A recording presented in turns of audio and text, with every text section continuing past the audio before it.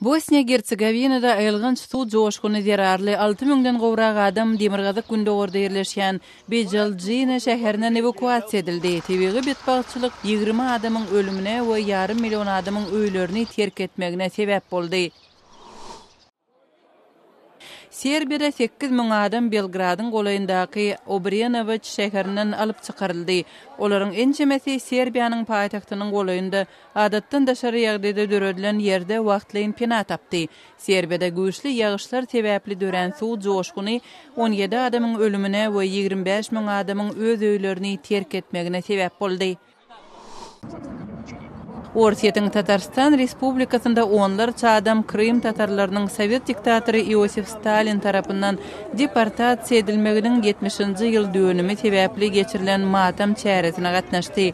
18-nji maýda Tatarstanyň Naberejny Chelny şäherinde geçirilen bu çäre 50 adam gatnaşdy. Paýtagt Gazanda bolan çäre 20-den gowrak adam, şol sanda aktivistler, şahirler we taryhçylar gatnaşdy.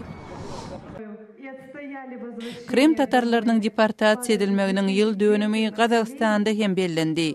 18-nji maýda Almatada geçirilen bu çäre 1944-nji ýylyň deportasiýasynyň şaýatlary we Krym tatarlarynyň Gazagstanda doglan nesli gatnaşdy. Gatnaşyjylar mart aýynda Ortiýet tarapyndan anneksiýa edilen Krym ýarym adasyndaky ýagdaýa aladalanma bildirdiler.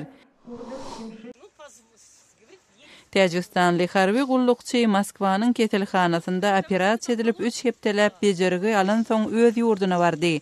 Şahbol Mirzoev mart aýynda Täjikstanyň goşun gullugynda Dedawşina ýagny ýaşy uly etkerler tarapyndan edilen sütem zerarly agyr yaralanypdy. Onuň elleri indi hereket edip başlady. Enatasy oglunyň tiz wagtda ýöräp başlamagyny hem umid edýärler. Täjikstanyň mediasy we jemgyýeti hökümetiň goşundaky sütemiň öňüni almak üçin hereketsizligini tanqid edip gelýärler.